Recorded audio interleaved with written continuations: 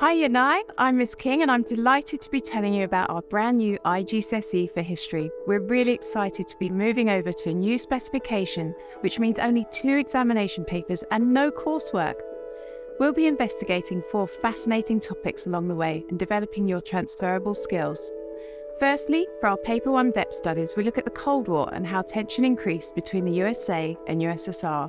And we'll look at Cold War flashpoints in the world, including crises in Berlin, Cuba and Korea.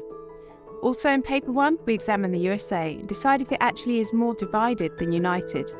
In the 1950s, the USA was gripped by a fear of communism. So we look at the reasons behind this and its legacy. We also consider the impact of the mainstream civil rights movement, as well as the growth in protests in the 1960s, such as Black Power, the women's movement and anti-Vietnam War campaign.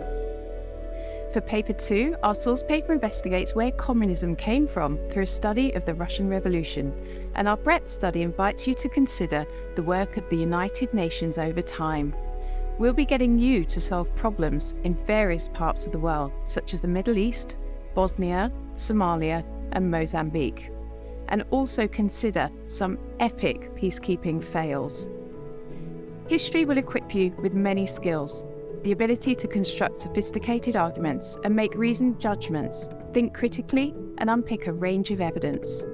As a subject, history encourages you to communicate ideas and produces highly literate, informed global citizens who understand the world around them.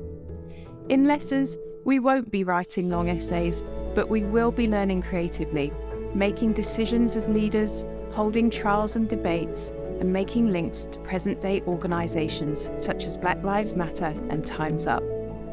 You've already been using the core history skills since Year 7, and a history qualification can lead to all sorts of opportunities in the future.